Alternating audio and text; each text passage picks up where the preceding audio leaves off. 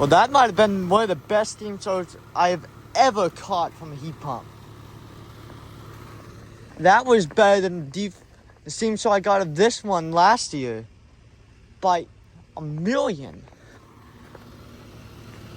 And this was actually the first ever defrost cycle I ever got of it. The 2025 4-ton Carrier Comfort Series heat pump. LG scroll compressor. Broad Ocean fan motor. It is 90% humidity, maybe higher. And this was my first ever A2L defrost.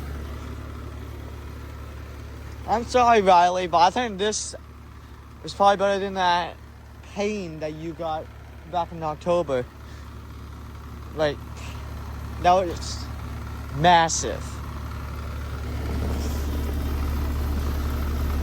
It's a 2025 4-ton, 13-week. Nice and warm. But that's burning hot, actually. Alright. Thank you all for watching, and I'll see you all in the next one.